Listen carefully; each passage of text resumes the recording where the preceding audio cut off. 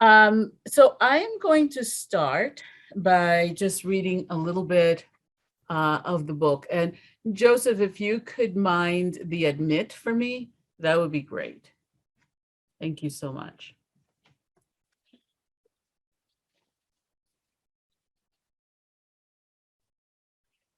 So I'm going to talk about how and why I came to write this book, but I think I'd like to start just by reading a little bit of it.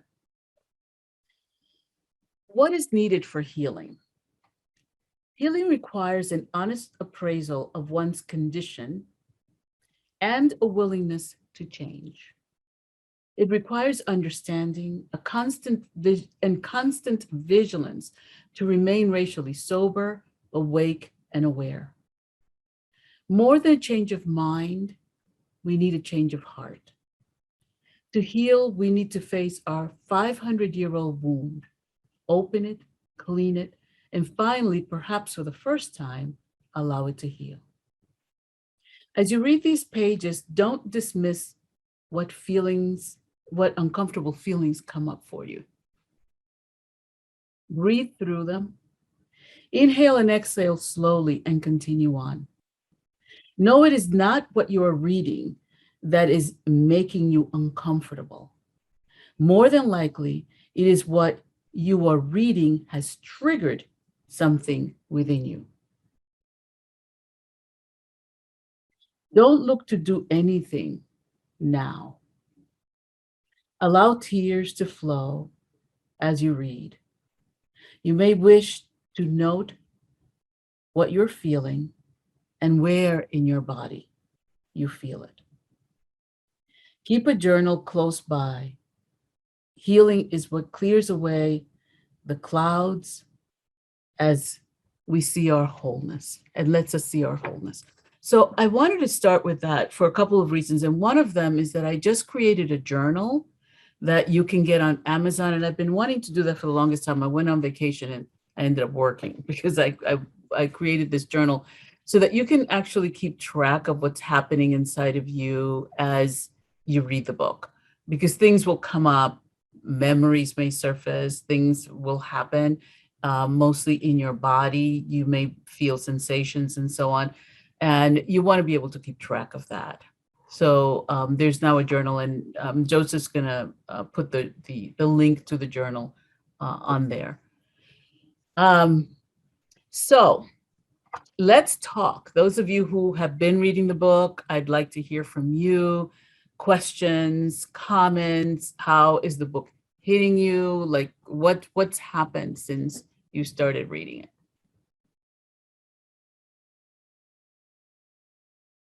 And you can just turn on your mic and speak.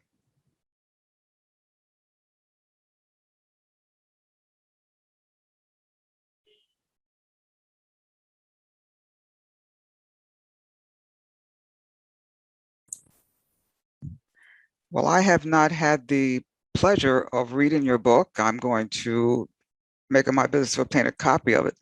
But just by what you read as an introduction, I think it's critical conversation that people don't want to have. I guess the question that I'm always asking is, who is going to start? And I truly believe if we want to be honest with ourselves, we're all at some point going to be insulted, but we need to get through it. You don't know you're going to be insulted until you start the conversation. And then you can probably identify, why am I bothered by that? Because then I'll talk. People do not want to talk about race. Simply because they don't know what somebody's reaction is going to be. Well, my thing is, don't worry about it. You need a reaction because you're going to react. So you need a reaction in order to keep the conversation going. Like I said, I'm going to make it my business to obtain a copy of your book, but just by what you read, that's encouraging to me. Very encouraging. Thank you. Yeah, so here's the thing. Oh, yeah, please, Vicky. Oh, well, I was just going to say, first of all, I've had the benefit to participate in many of your sessions and hear your voice. And so when I read the book, of course, I could hear your voice, which was so helpful to me because your language is so conversational and so friendly that it just really inspires, positive attention. And I must say, I've read so many books on race and racism and anti-racism, and really, this is the first time that I've read a book that when I put it down, I felt hope.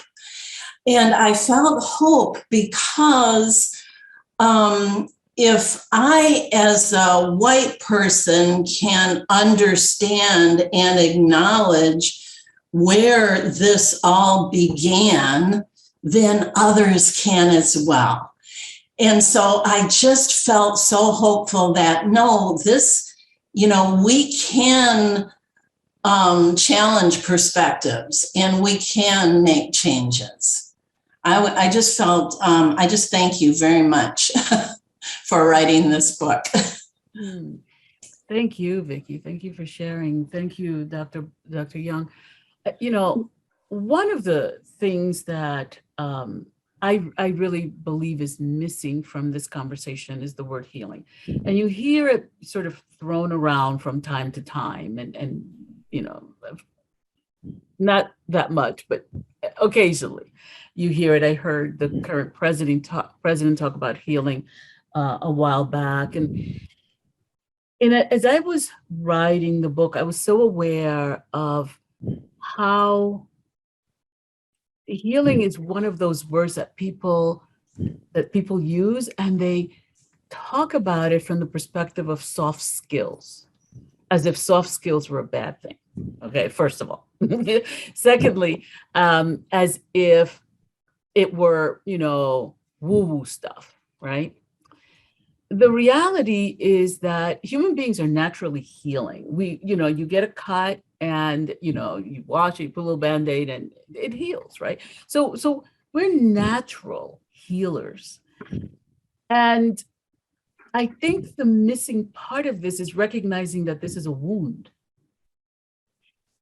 And that's difficult for people because no one wants to think of themselves as wounded.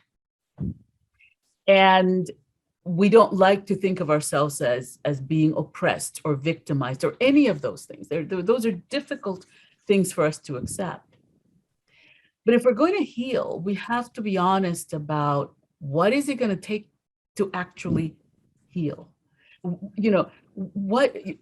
So much in the 35 years I've been doing this work, it seems like everybody wants to keep racism in their heads and solve it from the interpersonal perspective. Well, this one said this, and this one did that, and this one, when in reality, healing is a do-it-yourself process, right? Healing happens inside the person. And when we start healing and we become conscious, we show up differently so that when it comes time for us to make changes in the laws, when it comes time to change our systems, when it comes time to do all the other things that we need to do, when you do that from a place of wholeness, knowing who you are, knowing the history that has created what we're experiencing, and being consciously aware of the gifts that you bring, it changes the dynamics because it literally changes the energy that you're working with. So if nothing else, what I want people to get from this book is that healing is needed by all of us, because whether we are aware of it or not, our ancestors and those of us who are here currently have been, for the most part, unaware participants in a game that has plagued us for hundreds of years. And when I say that, I'm talking about the institutional stuff, the stuff that we don't learn in school, that nobody tells us, like just those pieces alone can help us to become more compassionate, more understanding, more forgiving of ourselves as we collude with the dysfunction, whether we are aware of it or not, as well as more compassionate toward others who don't know what they don't know, or are just awakening, or think that we live in a world that it only really exists in their imagination, and even realizing that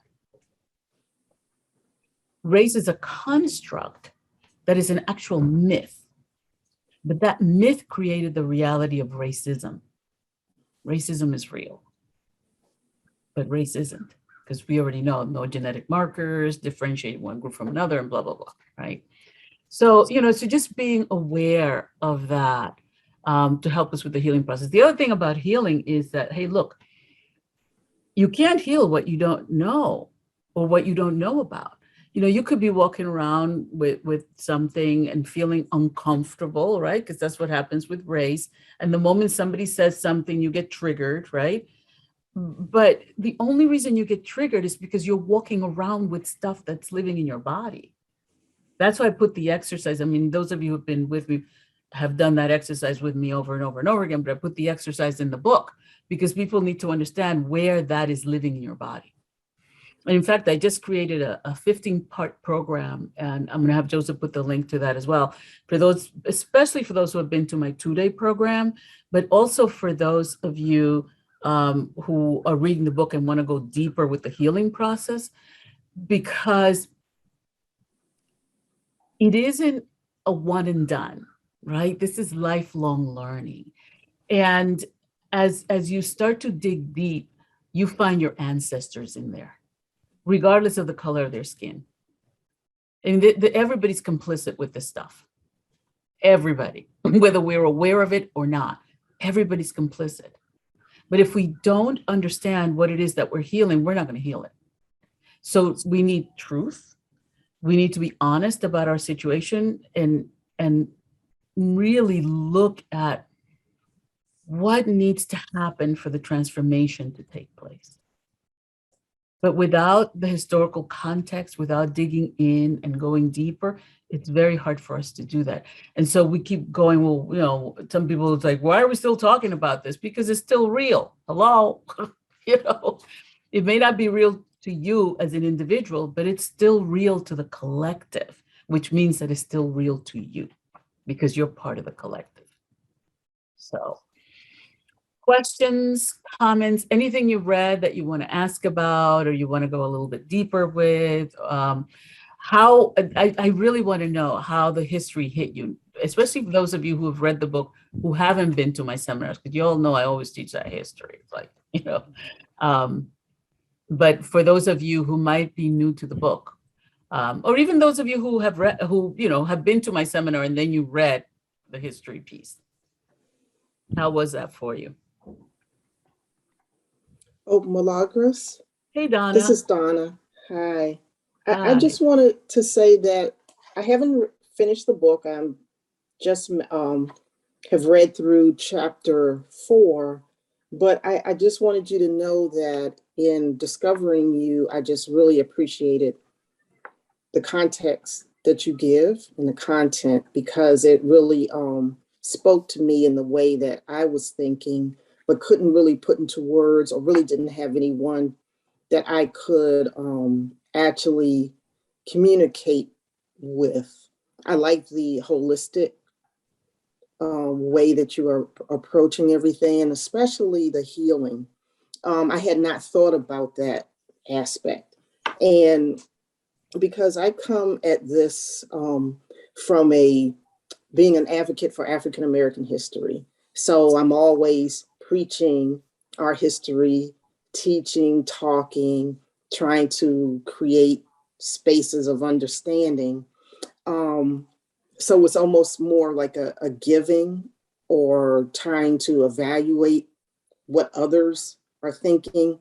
And then I realized that I myself may have issues that I needed to address. And I didn't really know how. So the fact that you give exercises after each chapter, asking the questions after each chapter, what is all of this bringing up for me, is very helpful. And I think, I agree with you. It's very important for us to understand how we relate to all of this as we're doing this work, because it's hard. It's really emotional. It's draining, and it's very important that we as individuals create a space for ourselves to create space and understanding and healing for ourselves, so that we can continue the work and interact with others. So I just wanted to tell you that, and thank you. Thank you, Donna. I really appreciate that. Yeah, we don't, especially those of us who are activists and work in this space, the world continuously turns to us, or even just being the only Black person in the organization, right? Or the only Latina or Latino in the organization. Like, people just turn to us if something happens. And it's almost like we are expected to have the answer. And so little of our time is spent on our own healing, because we're so busy trying to heal the world.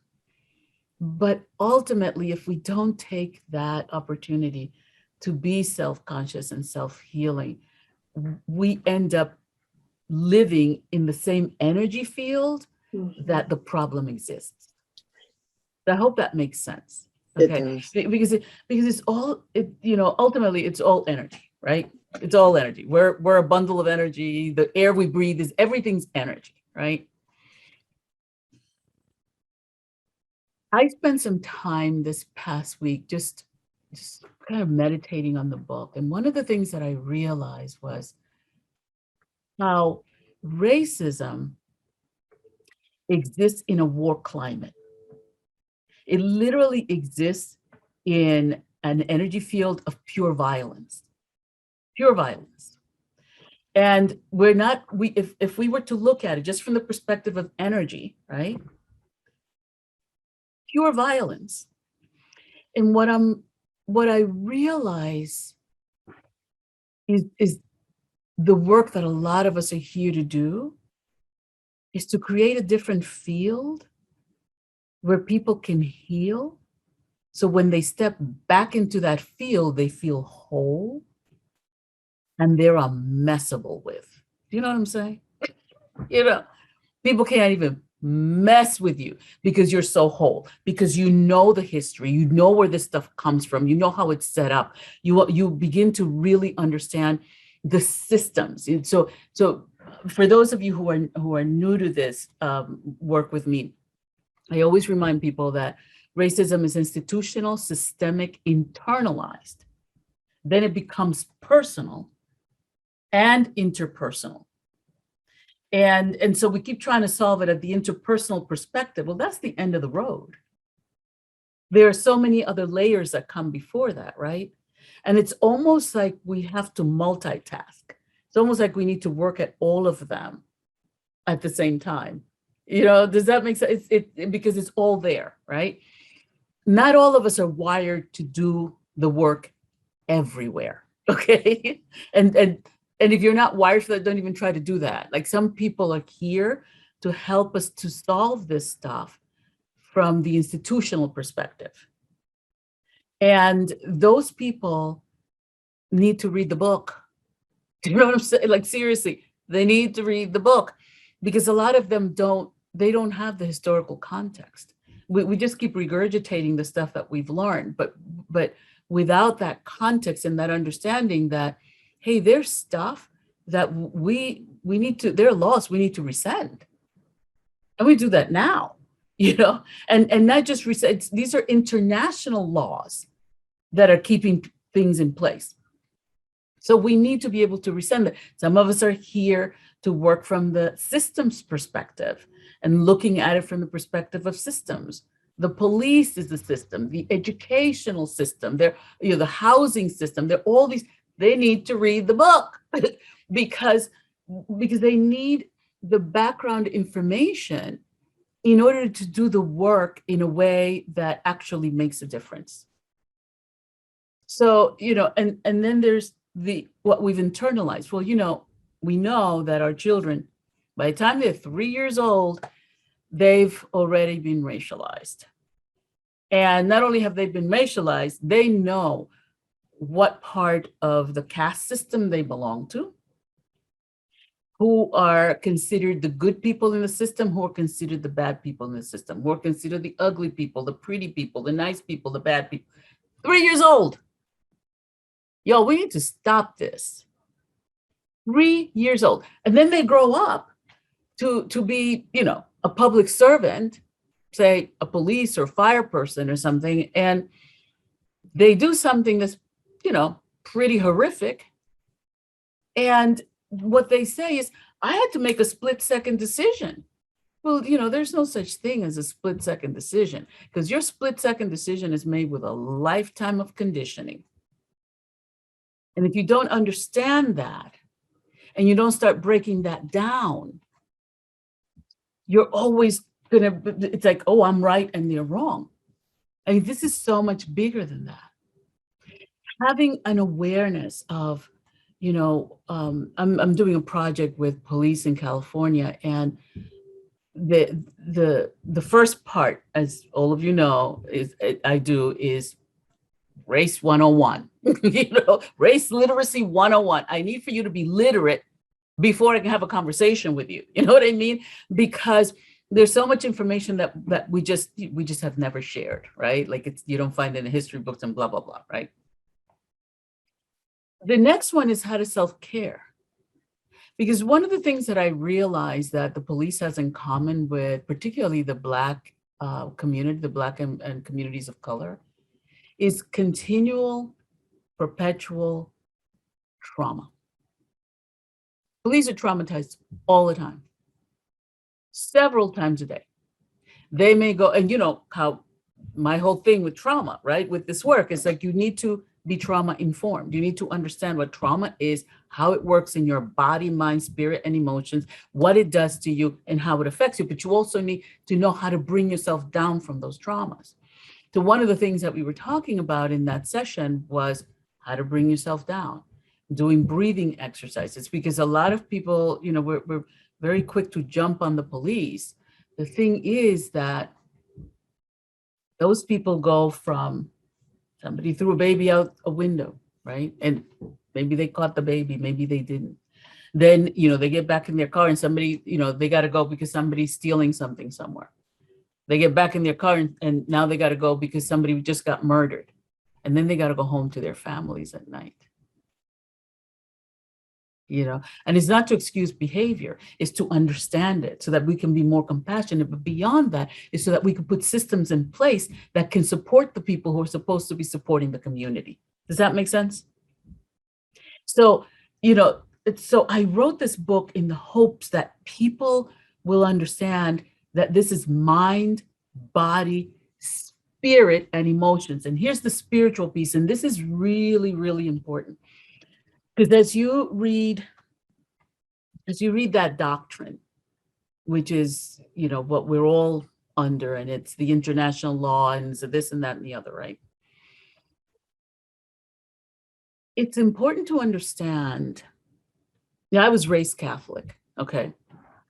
So I know Catholic rituals because I went through the whole thing from being baptized to being confirmed to doing my first communion to being married in the Catholic Church, the whole thing, okay?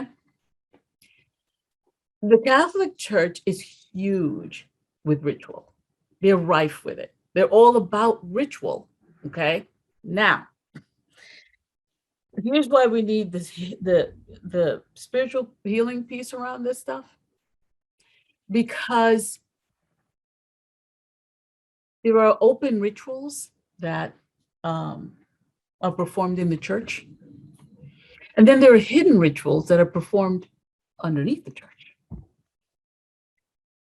Doctrine of Discovery is one of those. It isn't just a written piece of, it's not just a written piece, okay?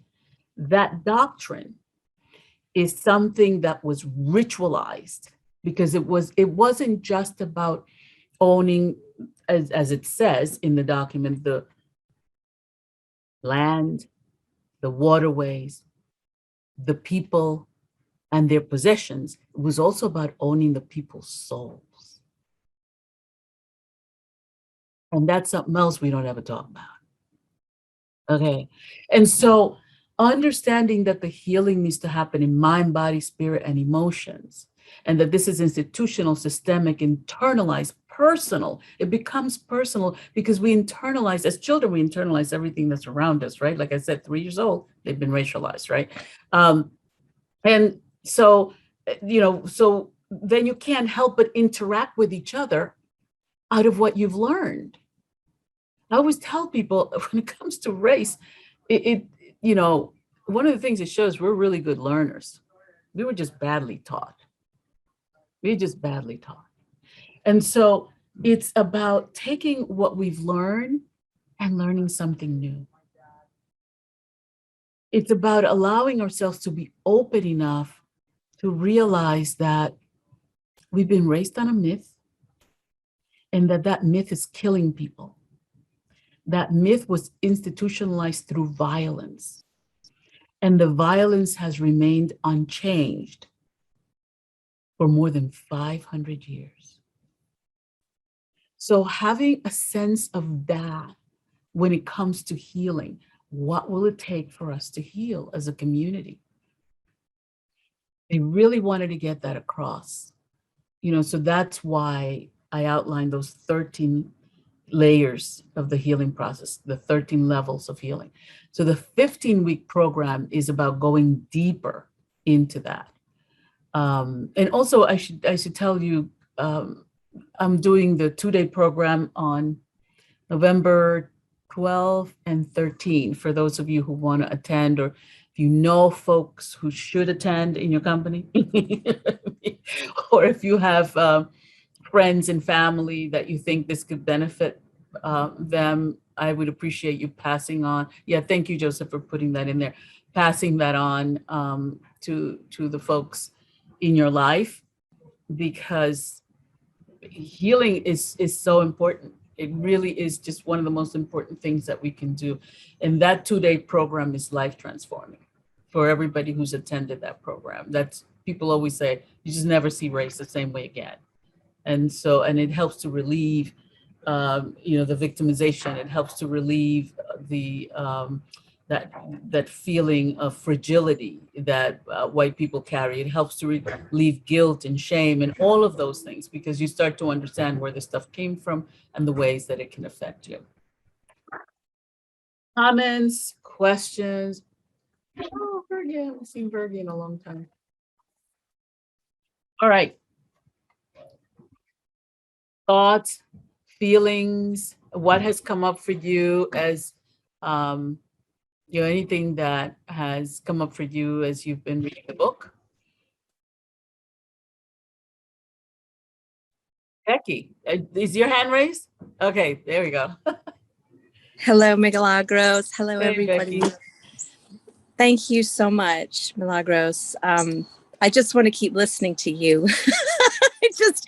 I feel like the words you use just speak directly to my heart, and I'm so grateful that you've written this book. I've started this book, and I was instantly touched when I read on the first page, instantly touched. But the thing that really stands out to me is every time I speak, another form of racism comes up that people see. I see myself, first of all, with white privilege. And I know that if I say what I'm about to say, that the fact that I am white may come across differently than if I was not white. And so the thing that struck me about your book was the shift in thinking and feeling from being anti-racist to healing racism. And I said this once to a Zoom room since I started the book, that I said we need to shift, in our heart, because we can't keep being against something. We have to be for something, which I believe anyway. But I also feel that when I say it to a room of people, no matter their color, that people are looking at me with my white privilege and saying, well, that's easy. It's easier for you to say because you're coming from a place of white privilege. And so it's so complicated. It's so complex. What I love so much is that the solution is in doing the work in myself. And last year I had the privilege of talking with Rich Sheely. I'm not sure if you've ever met Richard Sheely, during World Unity Week in 2020. And he and I spent a little bit of time together, and he really helped me. I don't know if it was something so much that he said directly, but I felt less of a person opposed to or for healing racism, if you say, because of the color of my skin. Like, I feel like because I'm white, that makes me less of an activist, say.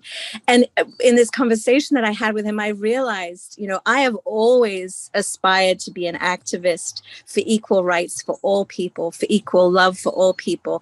And this past year and a half, I have my soul has even deepened. Like, it's like double down. Like, I'm like even more double down for love. Like, I've grown exponentially, but I've always tried and aspired to come from that place. And it's just, there's just so many sensitivities and so many vulnerabilities. And thank you so much for inviting my voice into this circle. Thank you, Becky. Really appreciate it, Becky. Becky, one of the things that I really hope people will get from this is that racism is an ancient pattern.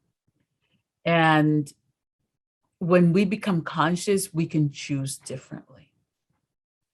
And a lot of this work is about activating our personal choice, our ability to choose, to understand who we are. One of the hardest things, I think, particularly for the white community around this work, is realizing that you've grown up on a false narrative of who you are and who your people have been. And also this, you sort of have been indoctrinated into the nice person syndrome. But I'm a nice person, or we are the nice people. Like, even the 3-year-olds, like I said, can tell you, these are the bad people, these are the nice people, because we've indoctrinated them from that early on. But I think one of the most difficult things for people when it comes to even having conversations about race, for whites particularly, is the realization that you've grown up on a myth and that you have never really dealt with your history of violence. Not just violence upon Black and brown people, but violence globally. And I always remember, particularly around 9/11, where people were asking this question, which I'd heard people ask that question many times before, and that is, why do they hate us? People were asking, why do they hate us? And I thought to myself, the fact that you don't know that is huge. It's huge. I was talking to someone recently and I said, I'm living in this country, as are a lot of Dominicans living in this country, because the United States went to war with the Dominican Republic in 1965. A lot of people don't know that. So the other thing is, why do they keep coming here? Well, again, it's what we don't know. So not only are we dying from what we know, but we are really dying from what we don't know. And without awareness, it's difficult for us to make the shift. There's nothing wrong with us. Let me tell you that right now. There's nothing wrong with us. But the reality is that we have all been living under a culture that, how many of you read Latitude and Attitude? How many of you have gotten to that point in the book? Anybody here, Latitude and Attitude? Okay. The reason that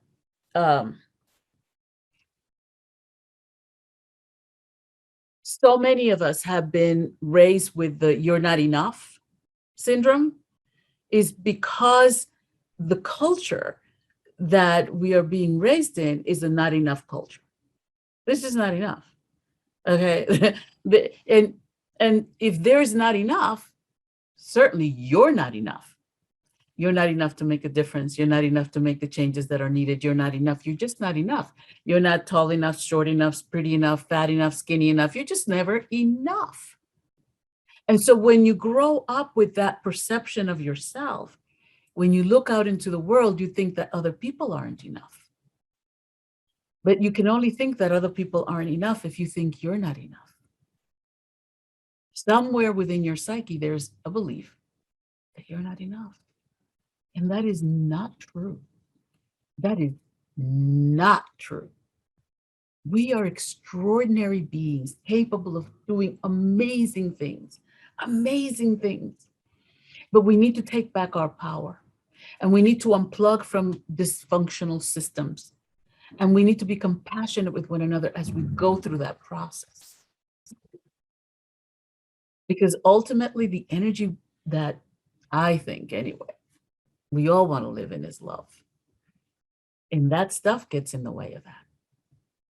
And it's something that we can do something about, which is great. I mean, that's where the hope lies.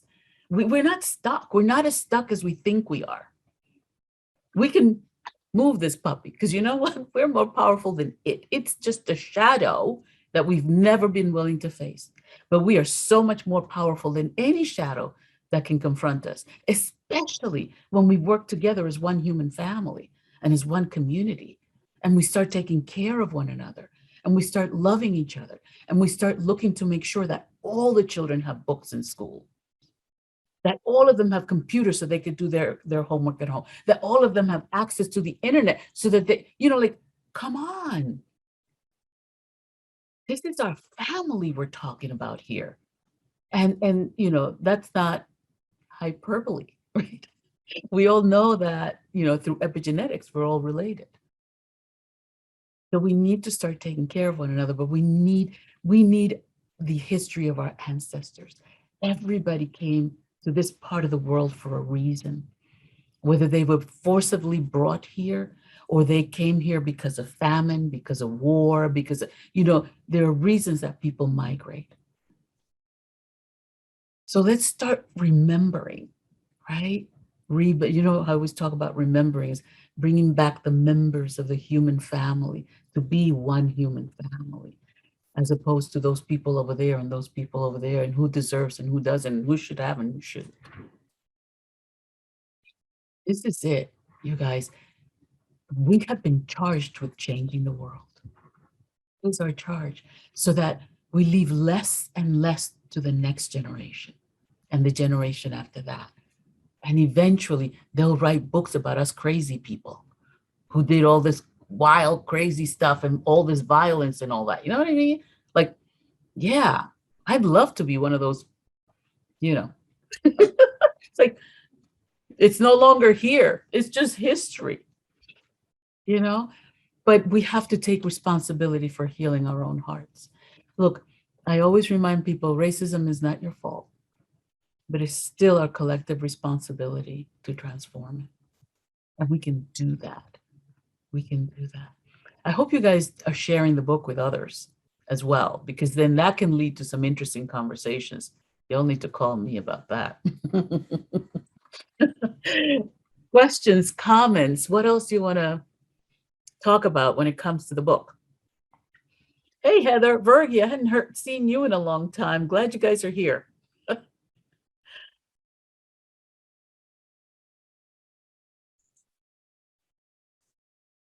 You can just open your mic to speak, right? Hey, Lori. Hi. Hello.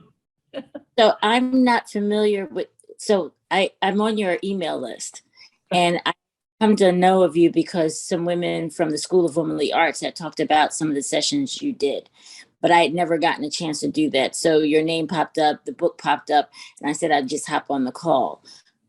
So far, I've really enjoyed the conversation. I get a sense of your approach, which I really am aligned with in terms of racism and healing. And I'm doing a lot of DEI work and conversations at work. And we are doing a literary corner. So we may take on this book where we're actually in discussion of what will be the next book.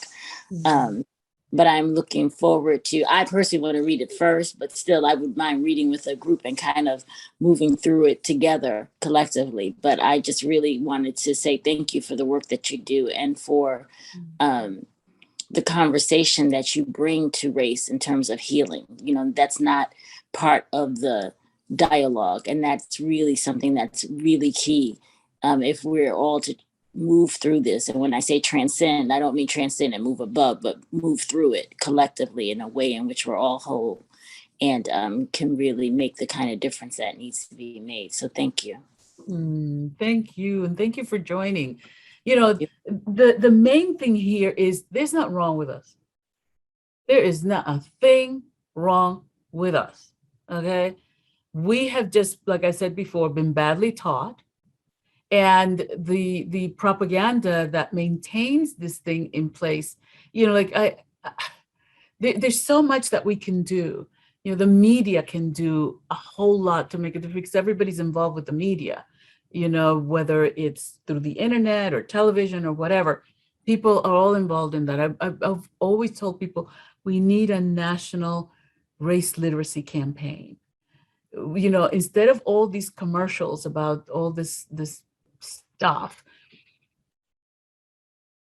we need some commercials that educate people, that give people good information about who we all are.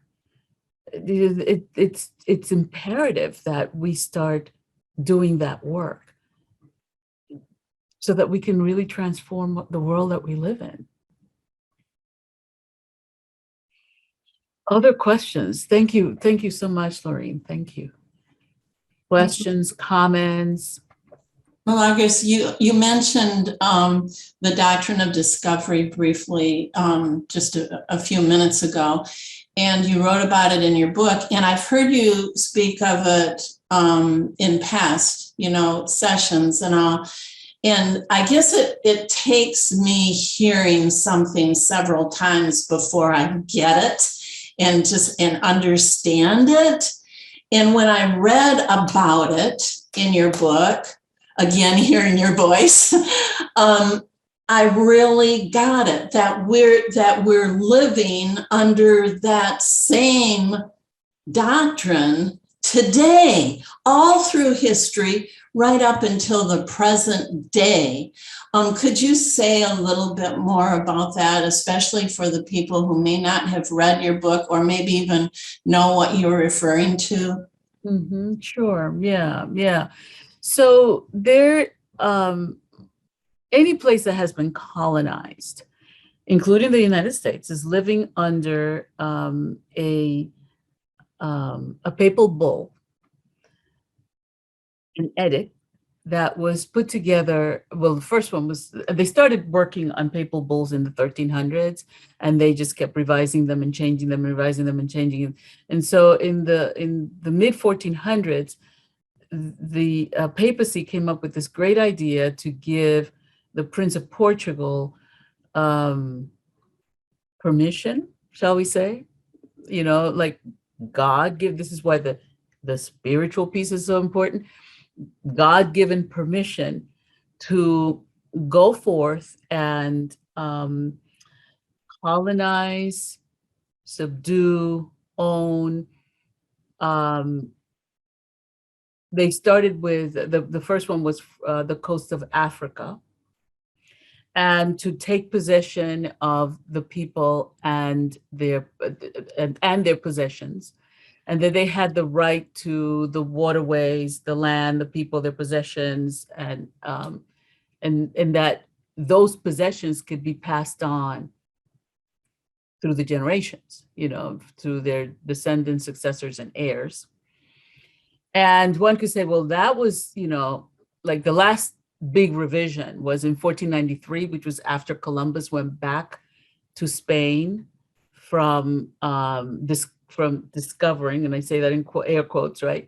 Quisqueya, also known as La Española, also known as the Dominican Republic. So when he went back and he took some Taínos, which were some of the natives that were living on the island, with him to prove that he had made it to India. But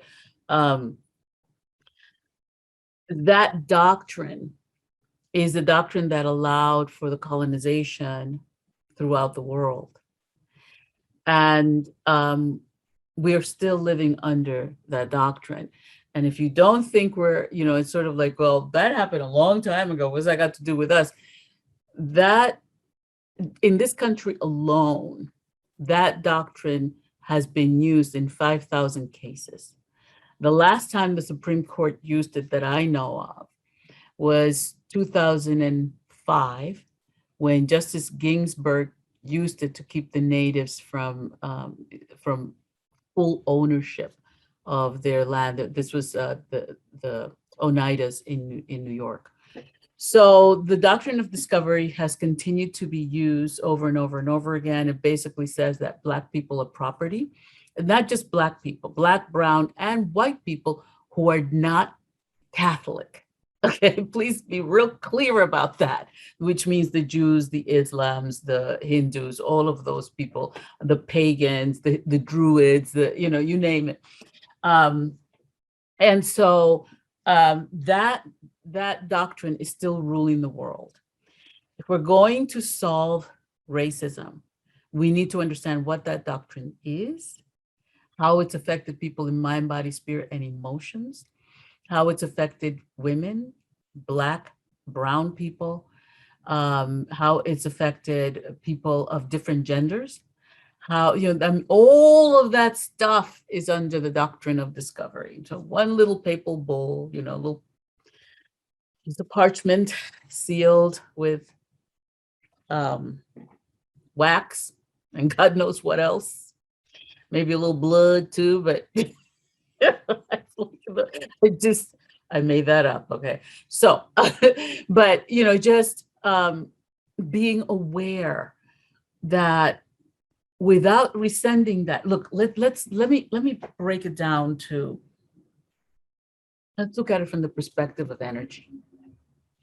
Because I'm still processing the doctrine. I'm still, and those of you who know me know that I literally got sick when I learned about it. It was just like, this is horrific, right? So, but if we peel back the layers to that stuff, what we start to see is how much bigger this is. So John Bradshaw, psychotherapist, wrote a book called Family Secrets. And in it, he talks about how people keep secrets in families. Sometimes they're purposely keeping a secret. Sometimes they just don't talk about things, right? But people still act, react, and interact out of the family secret, whether you know the secret or not, okay? Because literally it's in the energy field, and we just know, we also know that it's been passed down through epigenetics, okay? So here's a huge family secret that's been passed down through epigenetics. So now I want you to pull back a little bit. And I want you to think about the burning of Tulsa. Now, those of you who've been with me for a while know about the burning of Tulsa. I've been teaching people about the burning of Tulsa since 2001, when I started to do my 2-day seminar. So I want you to think about that. How many of those people, and I'm just going to use that one because we all know there were a lot of examples of white communities going in and destroying Black communities, since the beginning of this country, right? I want us to think in terms of whatever made people think they had the right to just go in and destroy an entire community. So from the physical that, doesn't make any sense, and maybe it was jealousy, and maybe it was this, and maybe it was that, kind of makes sense. But if you peel back and you look deeper, and you look at it from the perspective of family secrets, Doctrine of Discovery. Because you have the right to own, destroy, conquer, vanquish, all of the, remember, because I've read the pieces to of the doctrine, and I put it in the book, right? So when you peel that back, you realize that at the conscious level, they may not know it, but subconsciously, they do. I hope I'm making some sense here, because I know that I'm speaking a little bit metaphysically, okay, or a little bit more of the ethereal in this conversation, but that needs to be understood. People act out of the family. We are a one human family. We're all related, so we all inherit this stuff, right? And so as a result of that, there is a knowing inside white people that has never, ever been looked at, and it has to do with that doctrine. And the awareness of how family secrets work. Because with family secrets, you don't need to know what the secret is, right? But there's something inside of you that knows. And here's how you know there's something inside of you that knows, and something inside of you that is very uncomfortable. It's the level of discomfort with even so mention is the conversation. Because there's something in us that knows that we're not supposed to own other human beings. We're just not. The moment that umbilical cord gets cut, we are free. Human beings were created in freedom. And when we bondage them for centuries, and we bind it with doctrines and papal bulls and contracts that people aren't necessarily aware of, then everybody lives out of the family secret. And then we wonder why do they treat those people so bad? And I don't understand listen, this is so much bigger than people realize. That's why I wrote the book. Because people need to understand that the healing needs to come from mind, body, spirit, and emotions. You cannot leave the spiritual piece out of this. You really can't. I don't care how much they separate church and state. It ain't separated inside of you. It just isn't. Human beings are literally, the research shows us that human beings are actually wired for spirituality. Think about that. Think about the fact that there's a wonderful book called, oh my gosh, did I go over time? Y'all know me. You know I always go over. So I'm sorry if I did. Oh, 5 minutes. Whoo! Okay, good. Look, there's a wonderful book that was written by Carolyn Mace. I think she wrote it in the 90s or something, called Sacred Contracts. Now, that 15-week program that I'm doing, we're going into sacred contracts because everyone needs to understand their genetic sacred contract. And you can find it by understanding where you're storing certain things in your body. And you all know I do this whole thing with, finding racism in your body because it lives in your body. And, and you just have to find where it is. So, and the exercises in the book on how to find it. But understanding that this is so much bigger than what we've been led to believe. And that if we as human beings with the incredible power, because this is the other thing that I want people to get in that 15-week program, and that is the reality that I don't want you coming over here. When I say over here, it's almost like you're coming to my house, to my Zoom, right? I don't want you coming to my Zoom thinking that you're so weak that you can't do the work, because that is not true. That is so not true, okay? I want you to come and own your power from day one, so that when we start digging into the uncomfortable stuff, you'll know that, yeah, this is uncomfortable, but I can do this. So that on that 15th week, when you come out of this, you are completely transformed.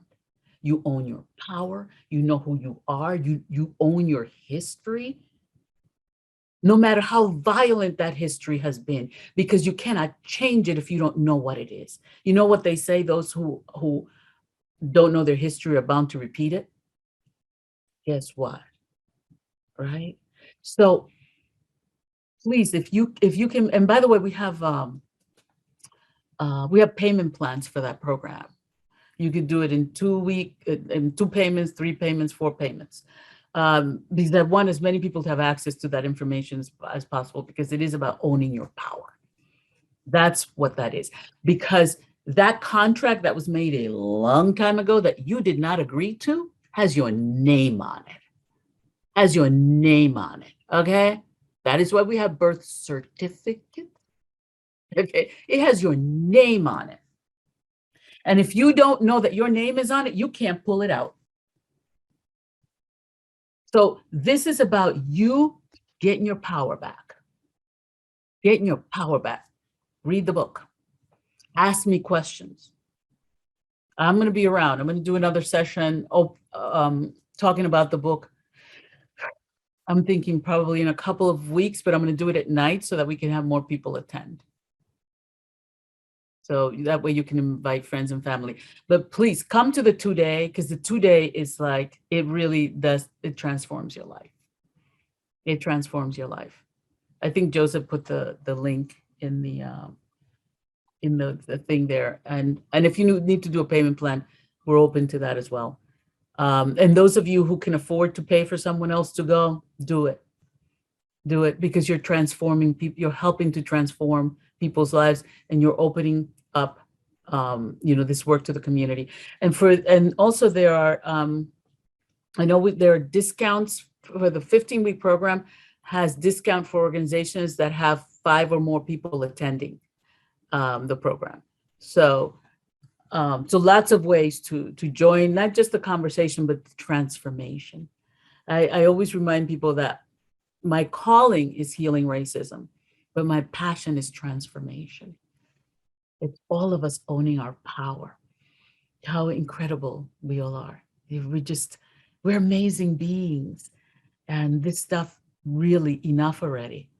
Seriously, like we cannot continue to pass this on to our babies.